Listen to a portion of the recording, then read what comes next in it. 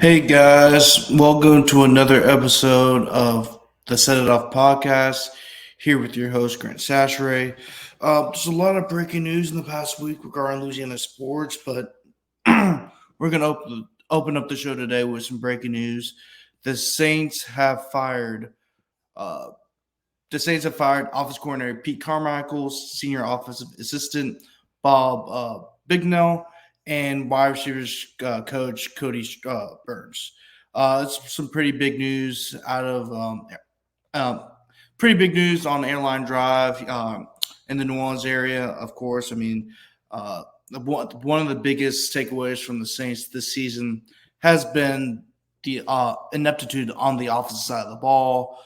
They were one of the worst offenses in the league for a good bit of the year until they kind of turned it around late in the year. But that was the reason why the Saints didn't make the playoffs is because of how bad the offense was.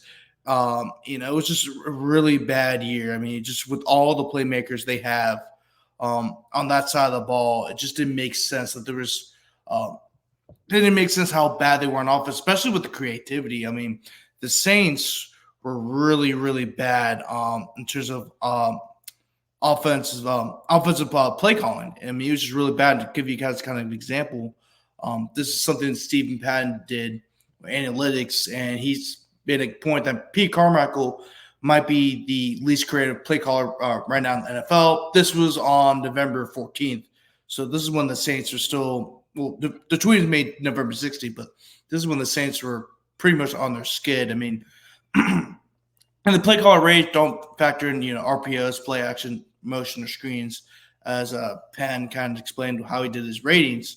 I mean, look at everybody else. Mostly everybody's in the middle. Mike McDaniel's up top, of course. I mean, no surprise there, considering how great of a play caller he is. And he comes from that Shanahan line of offensive play callers. Speaking of Shanahan right here, Andy Reid, great play caller. I mean, Tom Monken, some of the best offensive play callers in the league. Kevin O'Connell, Sean McVay is kind of in the middle. And then as you go down the list, that's the Saints right there. That's Pete Carmichael. I mean, that is horrendous.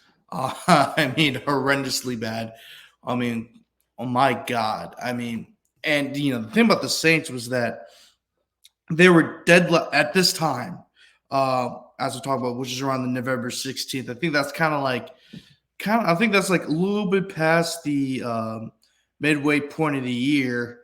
The Saints were dead last in play action percentage and play action pass yards percentage, and then they were second to last in both plays with motion at the with plays with motion at the snap or after the snap. I mean, you have Rashid Shaheed, Chris Olave, even Taysom Hill. I mean, why can't you motion them out, like cause some distractions for the defense, the opposing defense? I mean, you have all these weapons on that side of the ball. And I understand that Derek Carr's not really – he's pretty much an average quarterback, above average quarterback at best.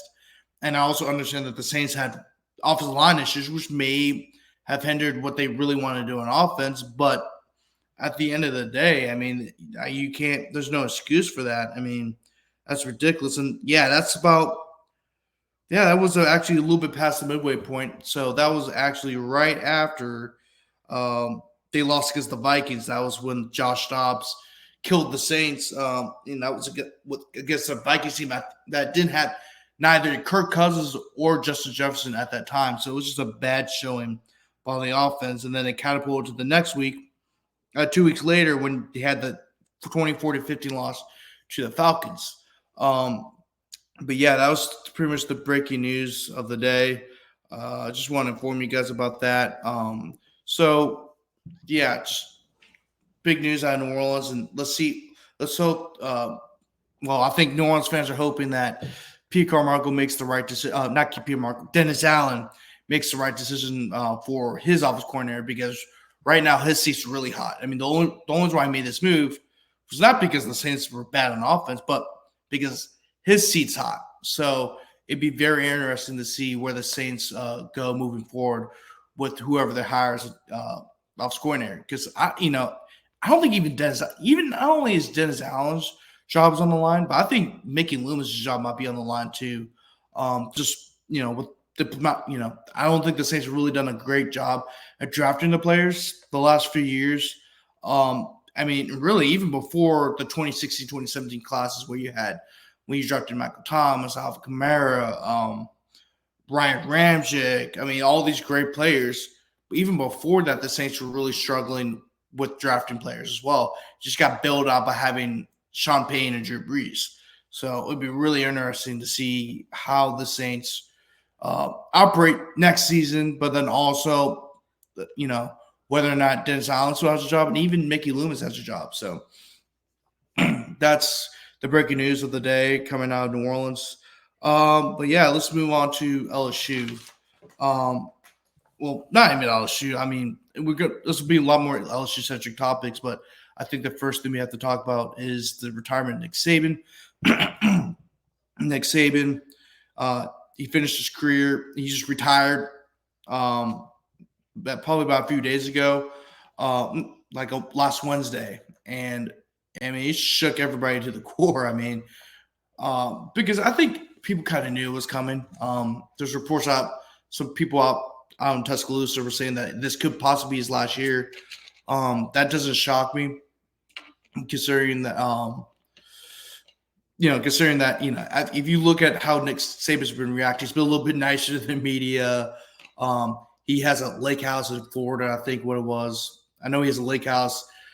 He's appearing on a lot of Geico commercials, and that's something that Saban never really has done in the past. And you could kind of tell that it was getting near the end for him. And, I think a lot of people are saying this could be his last year, but, it's hard to believe that because we think, okay, he's going to coach till he's 100 damn years old. But he proved everybody wrong. He retired a few days ago. Chris Lowe reported it. It was a pretty joyous scene for everyone, not in Tuscaloosa. And just kind of rattle off some things that Nick Saban's done. 200. He had finished his career with 292 wins, 71 losses, and one tie. Back when I think they stopped doing ties, the 95-96 season. He's a 48. So he started off his career at Toledo. He only coached there 1 year as a head coach, and they went 9-2 and won the MAC. And then he goes on to and that's a hell of a way to start your head coaching career. Then he goes on to become the defense coordinator for the Browns under Bill Belichick. And he was there from 91 to 94 before taking the job at Michigan State, where he went 34-24 with that one tie that was mentioned in his career record. And he led in his final season, he led Michigan State to his first 10-win season since 1965. That's when they won the national championship too, by the way, 1965. And, he never had a losing season in Michigan State. Actually, he never had a losing season his whole entire time as a head coach in the college ranks. And that led LSU to hiring him. LSU, had kind of struggled, during the 90s. Outside of a few years during the Jerry Donato era, the LSU football was bad. And most families under Curly Hallman, where they were really, really bad, losing the Southern Miss, losing the mid-major schools. They were bad. And the only positive thing that came out of Curly Hallman era was the Tiger Walk. That's it, because everything else was bad. And LSU's kind of, they're looking for somebody to bring the program back. But the issue was with LSU is that they weren't really financing the athletic programs like they should. And that's why they hadn't won in football for very long. And Nick Saban actually called them out a bunch on that. And, LSU finally started to focus more on athletics. It was a kind of a group effort. It was Mark Emmert, the former NCAA president. He also was the chancellor of LSU once upon a time before moving on to Washington. It's him, Scott Woodward, who was more of an administration role in terms of the university. He wasn't in athletics at that time yet. He was a major part in the administration at the school at LSU. And then also Skip Berman. Well, Skip came a little after. Skip became the AD in, I believe it was 2001. But from but 2000 to 2001, I think it was Joe Dean. Joe Dean was the one that made the hire for Nick Saban, and they really started to invest in sports, and that eventually catapulted the LSU to winning a national title in 2003. But then everybody else started benefiting from it for like basketball, both men's and women's. Baseball was still doing their thing. Softball was very good. Track and field. I mean, gymnastics. Everyone was balling out at LSU during that time. And at LSU, Nick Saban finished his career with a 48-16 record, 2 SEC championships, and the 2003 national title over Oklahoma, 21-14, the Sugar Bowl in New Orleans.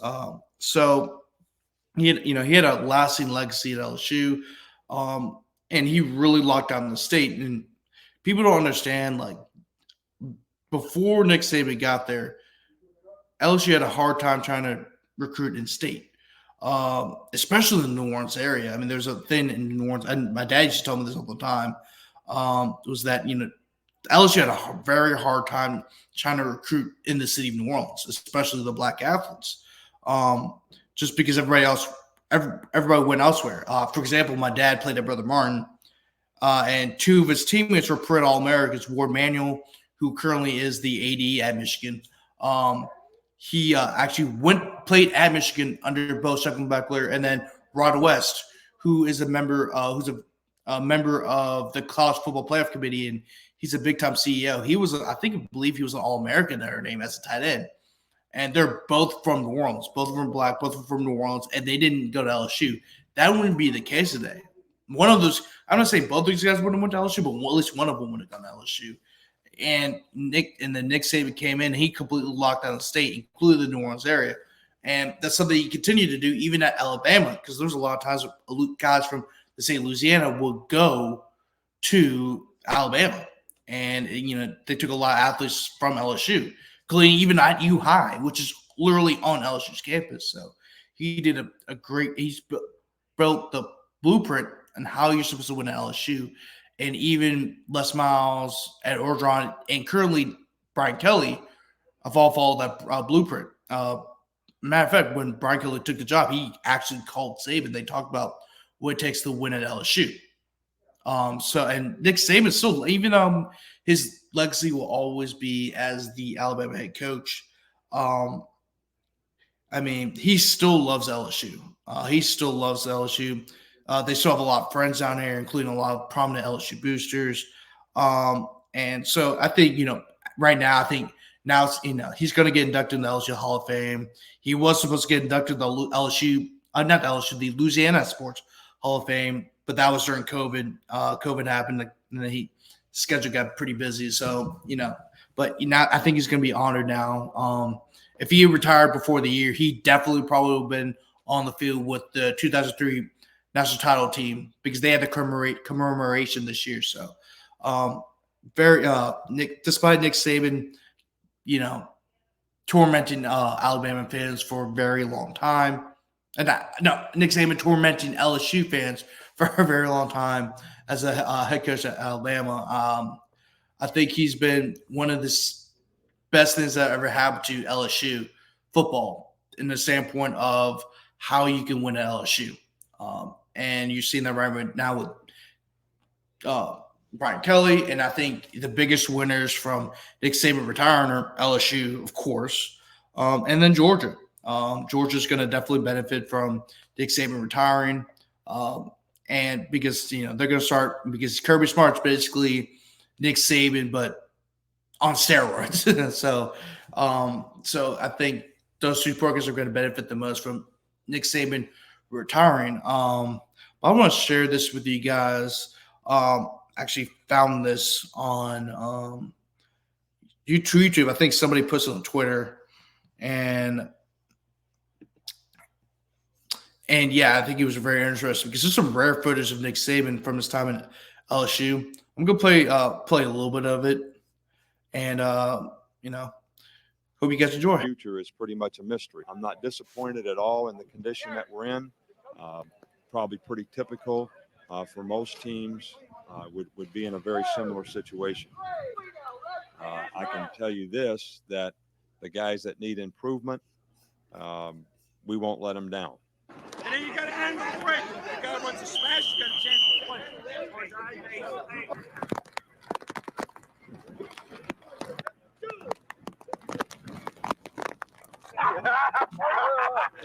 I'll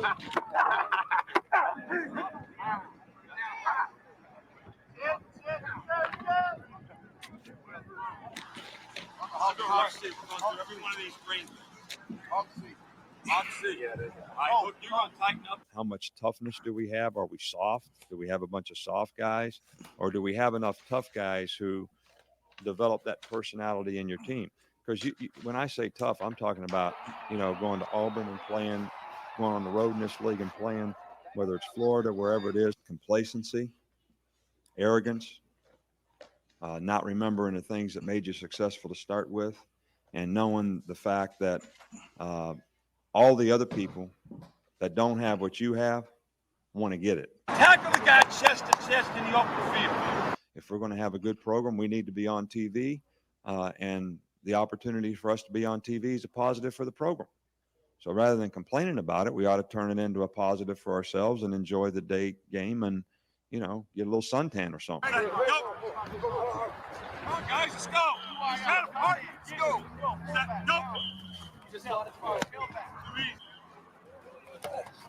Go. Bust the ball. Go through the ball. With our freshmen, none of them can fail. And what we tell them is the only thing that you can fail at is if you don't give your best effort to do the best you possibly can and to improve from where you are. You didn't drop your shoulder. Blueberry is at least 15 yards down the field.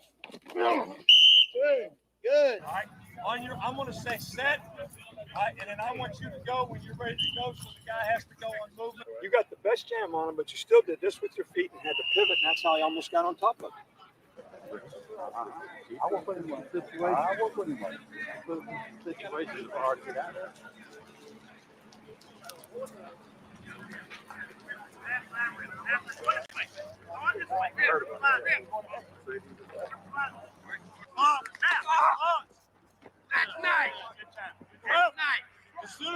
What we need to do to win the game. There's not any particular style that we're going to play. We're going to make the decisions that give us the best chance to win. This is 2 years in a row that we beat these guys, but we won the game, but we didn't really defeat the team. All right, we didn't knock the snot out of them for 60 minutes like we're supposed to. All right, we didn't make the plays in the game like we're supposed to win the game. All right, so if you want to get happy about the results, I'm happy about the results. If you want to be happy about the process, I'm not. All right, and if we're going to do what we need to do as a football team to be as good as I want to be and as we want to be, then that process is not good enough. All right, so and if you think because you won, you don't have to change, you got another thing coming. Well, I always go to church before the game, so I'm going to get a doubleheader this weekend. When we play on Saturday, I go to church before the game, and then I go again on Sunday. So only, going before the game is going to kill two birds with one stone this time.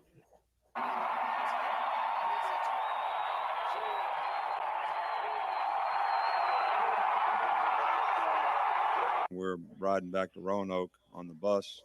My mother-in-law's been in the hospital, so I thought I'd give her a call to see how she was doing. And the first thing she said to me, nothing about the game, nothing. She says, if you don't start wearing a hat, you're going to get skin cancer. And I said, Linda, if we don't start playing better, I'm going to get shot.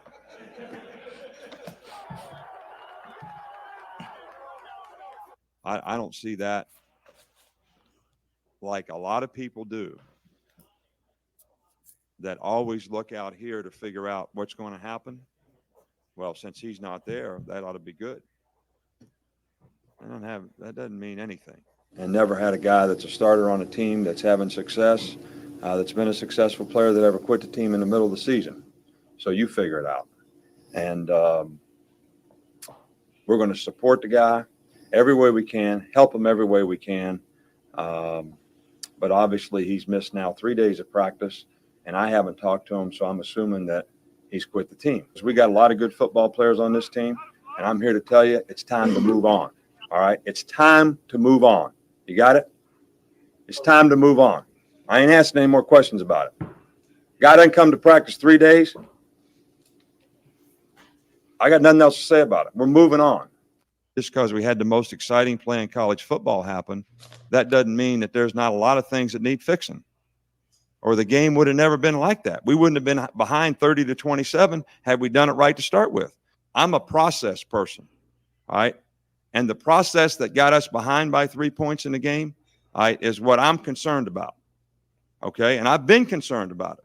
And I was up at 4:38 this morning concerned about it, not watching the play on ESPN because I could care less about it. Yeah, guys. So that's kind of it, most of it. But I want to show you this one last clip because it's relevant in terms of today's LSU athletics. He talks a little bit about the PMAC. Kind of skipped to the end a little bit. I mean that's pretty incredible. So I hadn't actually had not seen a lot of this stuff before. So I think I thought it was pretty cool to share with you guys. Let me go to this last part. A job to do. I was told when I came here there was 3 things we're going to do: improve the living conditions for the players, which we have; build an academic support center, which we have; and the last thing we're going to do is build a football facility for football. That's what the coach was told. So if it's important to have the coach here, then somebody ought to stand up and say, well, we better do it for the coach, because that's what he got told when he came here. And I've been here for 3 years, and I've been nice and patient about it all.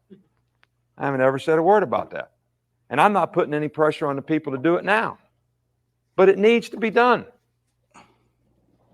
The PMAC needs to get fixed too. And we need a new baseball stadium. And we ought to have a new women's softball stadium. And when a vet wins 56 games, we shouldn't have to go to ULL and play instead of playing here because we don't have a good softball stadium. I don't get it. I guess everybody else is messed up and we're doing it right. I don't know. You gonna put all this on TV? So yeah, guys. I mean, pretty incredible stuff. Wow. I mean, I hadn't seen most of it. I think that clip actually was surfacing on Twitter around the time when Nick Saban retired. So that I think some of you guys may have seen that already. But I mean, what a coach he was, and college football will miss him. But he will still be around. Well, he'll be at Alabama, of course, but he will be kind of more. He will help out with the transition of the new head coach. I mean, they just brought in Kalen DeBoer, he was the head coach of Washington, did a fantastic job. He's won at every single place he's been at. He won 3 NAIA national championships at Sioux Falls. Then he became assistant for a little while. Then he got the head coaching job at Fresno State, won there. Then he went to Washington, won there, went to the national championship game this past year. And he's always had some of the best offenses in the country. I believe he's had in the 4 of the last 5 years, he's had a top 10 offense, something crazy like that. I think not this past season, but in 2022, I think they had the best passing offense in the country, bar none. So, I think they're still gonna put up yards and put up points at Bama. But I think the most interesting thing about Kalen DeBoer is that will he be able to recruit at the same level as Nick Saban? I don't think, because I think a lot of people are going to bring up the he's from the North or whatever. He's from the Midwest, but I don't think that matters. Nick Saban's from the Midwest. Les Miles and Brian Kelly at LSU, both from the Midwest. Urban Meyer's from the Midwest. Who else am I missing? But you get what I'm saying. Those are 3 of the best college coaches the last 3 years I've coached in the SEC that I just named. Well, Les Miles too. He's 4th, but all those guys from the Midwest, and they were able to recruit. Are able to recruit at a high level. But again, Kellen DeBoer has not been. He really hasn't been the recruiter. I'm not saying he's a bad recruiter, but you have to recruit at a certain level in the SEC to maintain what you already built. That will be very difficult for anybody. But people are going to mention, well, Urban Meyer wasn't that great. He wasn't the recruiter he is now when he got to Florida. Well, that was a different time. The SEC was still a very good conference. It still was one of the best college football conferences in the country, but it's nowhere near the beast that it is in 2023. Considering that you're also bringing in Texas and Oklahoma, and you since then have also added in A&M. So, I think it's just a different beast than it was back in 2005. So it'll be very interesting to see how Alabama moves forward. I still think they'll still be very good. I still think they're going to be a top 10 program, but they're not going to be the beast that Nick Saban built. over there in Tuscaloosa. But yeah, moving on to LSU. Um, More about LSU stuff, not Nick Saban, but LSU. LSU hired Bo Davis and Kevin Peoples. Bo Davis was actually hired on the same day as Nick Saban that retired. So that was Bo Davis was the biggest news of the day for LSU, and then Nick Saban retired, and so everyone's up at jubilation, including Matt Moscona. I think we've all seen that clip about him jumping around, acting like a wild man. Which, I mean, to be fair, that's how everybody in Baton Rouge and Louisiana, not just even Louisiana, around the country, were reacting when Nick Saban retired. But Bo Davis is one of the most accomplished defensive line coaches. Going back to Bo Davis is one of the most accomplished defensive line coaches in the country, and not only just in college football, but professionally as well, because he also spent some years in the NFL. Bo Davis produced 17 all-conference selections and 7 All-Americans as a defensive line coach. He coached players that have won the Outland, and he's also coached the Defensive Player of the Year in the Big 12 and Conference USA. And in Texas this past season, Devondre Sweat was a consensus All-American and was the Outland Trophy winner. And then Byron Murphy was the Big 12 Defensive Line of the Year. And their Texas defense held opponents to 82.4 yards rushing per game, and 8 times that defense was able to hold the offense to under 100 yards of rushing. So pretty impressive feat. Bo Davis was actually a large part of that Big 12 defense, and a lot of people consider him to be one of the biggest reasons why Texas is able to turn it around in 3 years. Also, the viral clip. I think we've all kind of heard the viral clip of him yelling. I'll share with you guys that in a second. But I also want to go on to Kevin Peoples too. Kevin Peoples was brought in. He was the defensive line coach at Mizzou under then defensive coordinator Blake Baker, who has since been hired at LSU. There were kind of rumors that he was going to come around and that Kevin Peoples was going to join Blake Baker when he got hired as the defensive coordinator at LSU. So no surprise there. I mean, he did a great job with the defensive line over at Mizzou. He helped the defense to be ranked 25th nationally. 25th nationally in total defense. And a big reason why, Mizzou was able to turn it around, especially in a very tough SEC in the SEC, and especially in the SEC East, where the teams gotten better. Obviously, Georgia's the behemoth. Then Tennessee's gotten better. South Carolina will kind of pop up out of nowhere and be good. Kentucky is a much better program than it was, even 10 years ago with Mark Stoops, is a fantastic coach. So it's a very, very, two very impressive hires to coach your defensive line. And I think that's what you need at LSU, because LSU, let's be honest, guys, has not been the best defensive line. They are not even close to what they've been in the past few seasons. Last year was a disaster. Of course, it doesn't help that Jimmy Lindsey was out for a good bit of the year due to his health concerns, which is more important than coaching football. And then you had to move guys around. John Janzik filled in for him, but his expertise is not defensive line.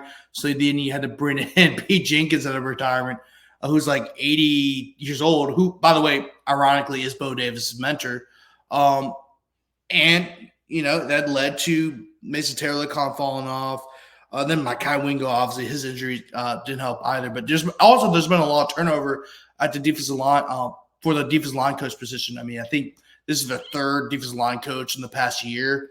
I think it's like 5 or 6 in the past few years.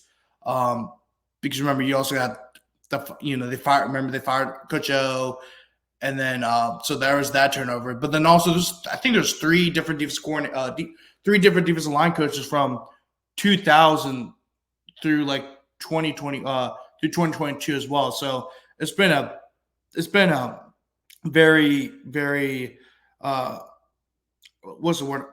There's been a lot of turnover on the defensive line coach position. So I'm gonna so Bo Davis will coach the interior defensive line, and Kevin Peoples will coach the outside, like the defensive ends and the jack linebackers. So, well, let me play you this clip. So, if you guys remember a few years ago, there was a clip of one of the Texas coaches yelling at Texas players after they lost to, I believe it was Iowa State.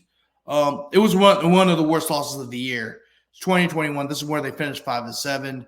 And that's when the program was trying to turn it around. Steve Sarkisian was trying to turn it around because Texas had fallen off since ever since Colt. I put it this way: ever since Colt McCoy broke his wrist, or sprained or broke his wrist during the 2010 national championship game, Texas has literally been one of the most mediocre programs in all college football. And that's saying it nicely. They have not lived up to the expectations of what Texas football should be. And they were perceived as soft. And they didn't care. We're playing Texas. That's all we need. So we have that clout. And then Sarkisian brought in a whole new staff, and they were not playing around, especially Bo Davis, who's coached under Saban, won 3 national championships under Saban at both LSU and Alabama. So I'm going to play this clip, guys, and where's that? Oh, here we go. I got it. And there's going to be some curse words in it. I'm just going to let you guys know ahead of time. But this is football. The fucking need to get in the transfer portal. You want to go? Get in the motherfucker. This shit ain't a game to me. And if you think it's a game, get the fuck off of this bus. I got my ass kicked. And you motherfuckers want to laugh? That's fucking real. You think it's a goddamn joke? And some of you motherfuckers do transfer out of this motherfucker. Because I'm tired of this shit. This shit's goddamn real. And we want to laugh and joke? Fuck that.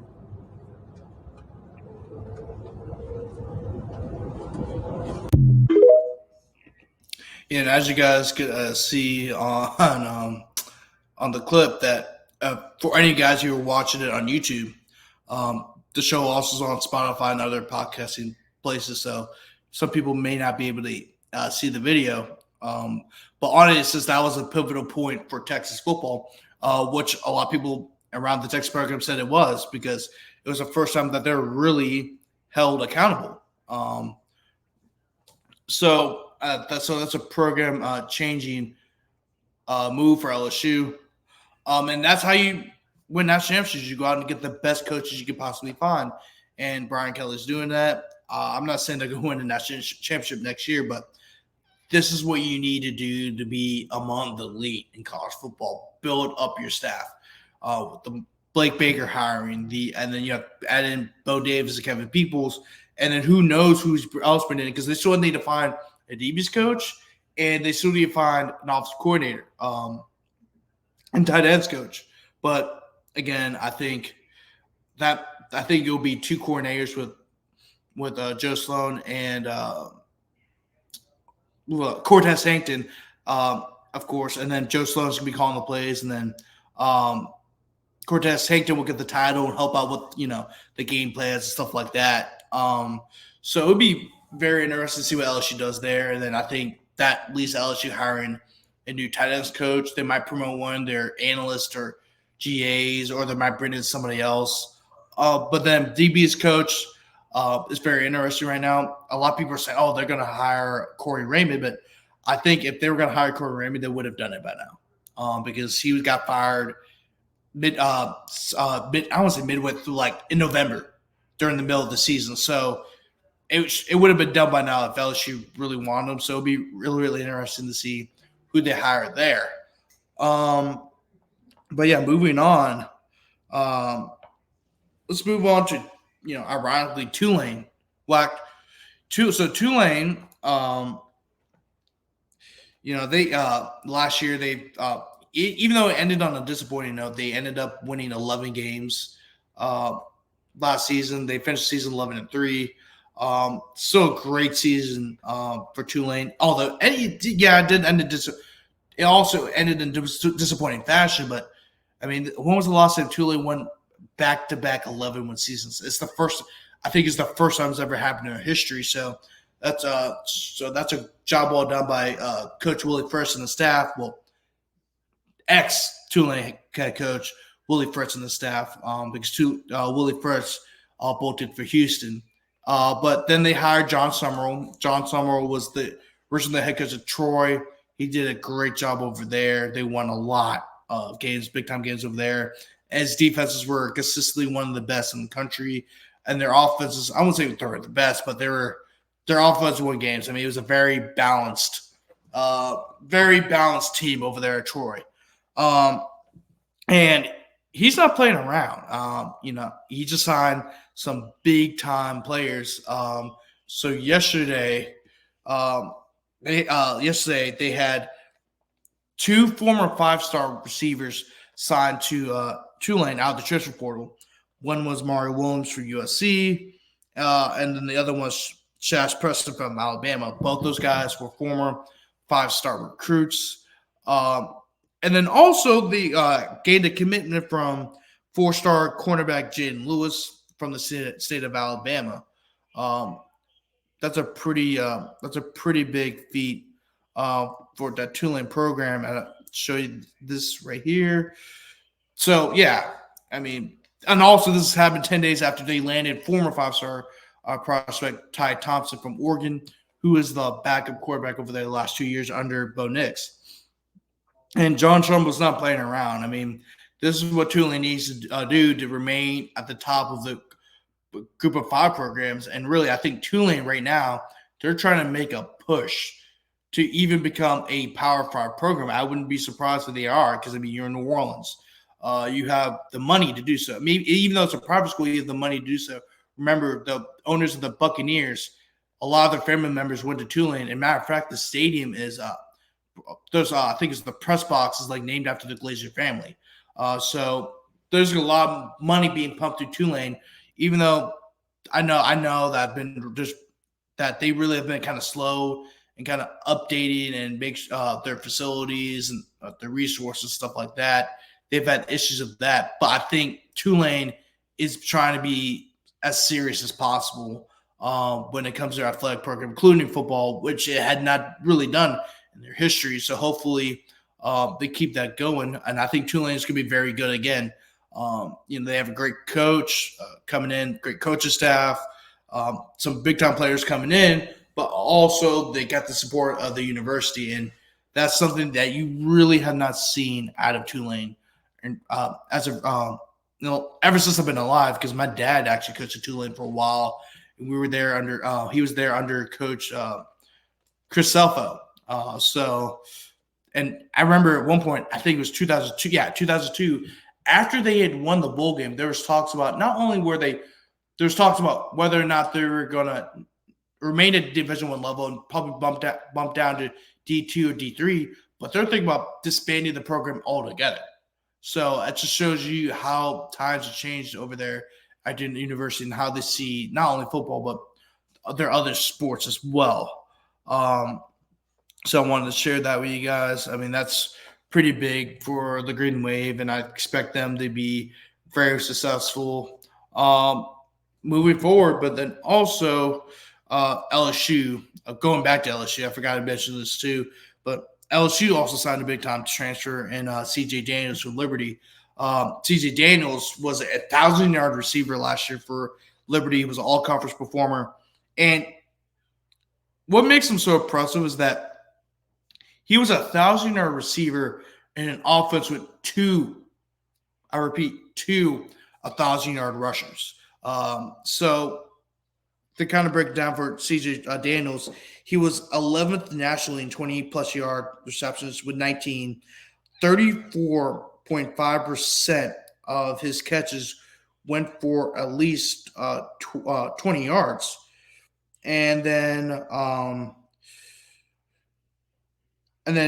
14 of those catches, 14 of those catches that I just mentioned went for 20 plus yards in the air, which made him sixth in FBS.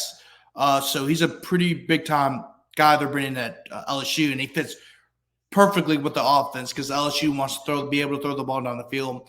They want to be explosive, considering that the fact that all the talent they have at the receiving position, they're explosive, they're fast, they're quick, and I think he's going to really blossom in this offense for LSU. But I think the one issue he has is that he is not very good.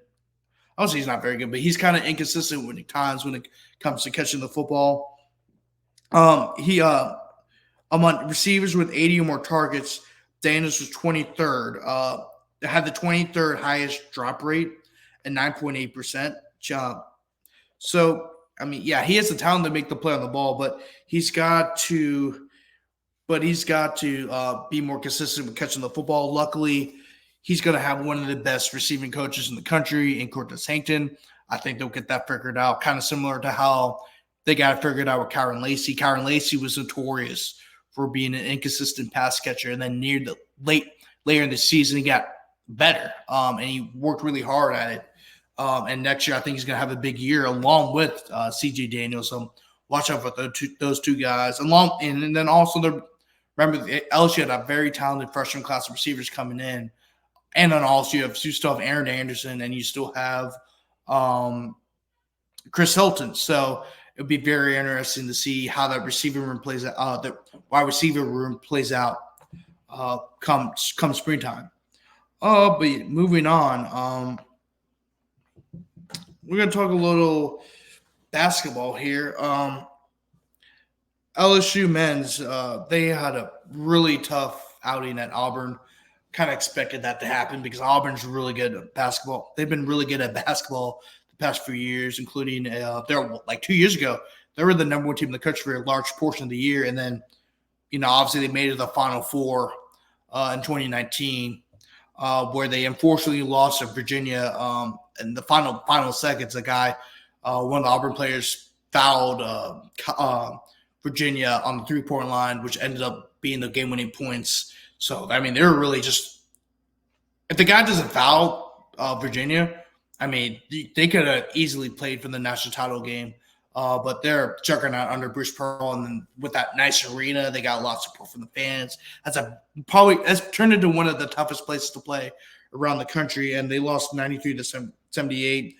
Jordan Wright led LSU with 18 points, 7 rebounds, 3 assists, and he also was 100% from the free throw line, going 7 for 7.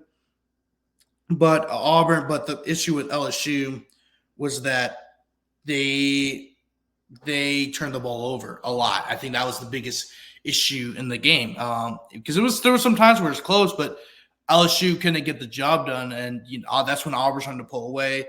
LSU turned the ball over 70 times compared to Auburn's 8, and then Auburn scored 26 points off those turnovers compared to LSU's 10. So that was a huge difference in that game. But Auburn's best player that night was Chad Baker Mazzara, 19 points, 3 assists, 2 rebounds, but he had 6 steals. That was a pretty, 6 steals is a lot. And so that just shows you how sloppy LSU was. I do like how they're improving, though. I do like the fact they're still fighting, but they got to improve and not turning the ball over.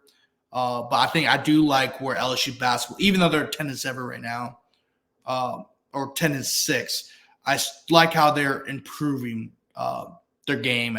They looked a lot better than they did last season, and it has a lot that has to do with bringing in better talent this year compared to last year. We had to basically pull the team from off the streets because remember, I think when McMahon took the job, there was no scholarship players left on the team. So he completely had to rebuild his team, convince some guys to stay, took some guys from Murray State. I mean, he's doing whatever he could to find players. But this year he brought in better talent. Bringing back Jalen Cook was huge for LSU. He's been a big difference maker in why they've improved this year. And they have a big game coming up against Ole Miss tomorrow. I'm not sure if that game's going to be played because, we've been having weather problems. It's been snowing and freezing up all around the country. So it's about safety, transportation safety, most importantly. So it'd be very but if they do play that game, I think people should go to that game. I think they deserve it. Even though they're going to struggle, I think, obviously, I think Ole Miss is going to win because they're a better team right now. They're one of the best teams in the country. I still think people should go out to support them. They need it, and they're trying and they're improving.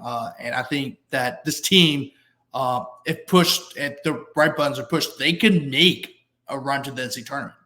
I mean, that's possible. I'm not saying they will, but it's very possible. Still early in the season, so I think everybody should go out and support them. But they weren't the only ones that had a rough time at Auburn. I mean, the women's basketball team also had a very rough time at Auburn too. The women's basketball team, Angela Reese, she led with 24 points, 11 rebounds, and a block. And then for Auburn, it was Honesty Scott Grayson.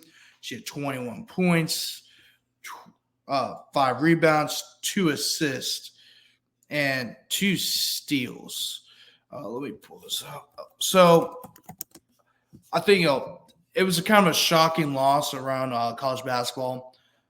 Auburn going to the game they were 11-5, I believe, and I think the thing about them was that this is a game that on paper LSU should have won, even by double digits. I know it's gonna be a raucous crowd over there because there's not a lot of times where you get to see some of the best women's college basketball players.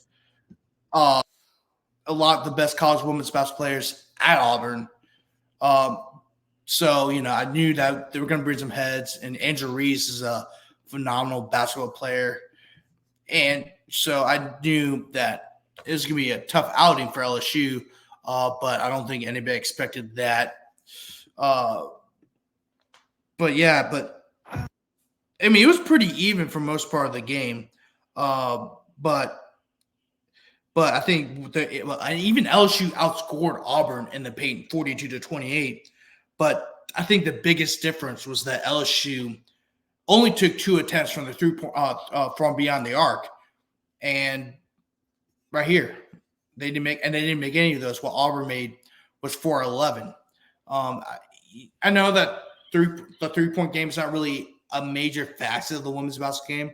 It's more about points in the paint, and then if you have the shooters to do so, you take your shots. And LSU has a few of those players, but the fact that you only took 2 attempts the whole entire game, I think proved the biggest difference maker. You got to shoot from the outside, you got to shoot from outside the paint, not so much outside, the 3-point boundary, but you have to be able to score points outside the paint. And I think that's what's killing LSU right now. And there was a very controversial ending at the end. I think Angela Reese was the one that did the ISO. She's never really been the one that ISOs. So it was just, I know she had the hot hand, but it was a really weird situation that she got the ball stolen. And that basically won the game for Auburn. And they shot their free throws. They made all of them, and it ended up being an upset.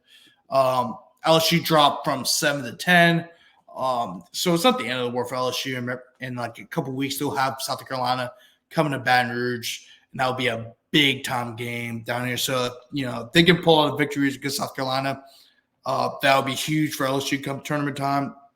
Definitely have a better seeding. Right now, they're probably about a 2-3 seed, similar to how they were last year. So it'll be very interesting to see the rest of the year for LSU. And the SEC's gotten better for women's basketball. It really has. Pull this up. So the standings right now for LSU. Let's look at the SEC because everyone's gotten better. Like, you not only have South Carolina, LSU, but Ole Miss has done well. Tennessee, of course, they're 16 and they're 10. Well, they're struggling right now, but Vanderbilt's 16-2. Mississippi State's kind of back to where they were. They're 15-4. Arkansas's 14-5. They've been a pretty decent team in the SEC, very well coached team. Ole Miss, even though they're 12-5, I expect that they're going to get a lot better as the season goes on. A&M's 14-3. Alabama's 15-4. Then obviously Auburn's here at 12-5. So they have a tough road ahead of them. I think the SEC and women's has gotten better, but they just got to keep their heads on, just keep focused. They need to regain the chemistry because it seems like chemistry has been a big issue for this LSU women's basketball team. Obviously, we bring in a lot of new players, especially like Haley Van Lith and Anissa Mara. But and I think they'll get better. I mean, I think this is kind of an outlier because of all the transfers they brought in. I think next year when the freshmen become sophomores and Flage becomes the sole leader of the team, I think the chemistry will be better. But they really need to fix the chemistry right now so that they can win back to back. Moving forward. But yeah, that pretty much wraps it up for the podcast. Thanks for anybody who's listening on Spotify or watching on YouTube. It's been a pleasure, and I appreciate you guys for listening. We're going to have a show later this week. Again, I'm not sure how many shows, probably a couple, because I plan on interviewing a couple of people. Hopefully one of them answers and they're free. They have some free time. And, last week I tried to shoot more, but last week I was sick. And then I had a lot of family things going on. So it just a lot of stuff happened. But anyway, guys, hope you guys have a good rest of your day. Stay safe during because right now it's really cold outside, guys. So make sure you layer up.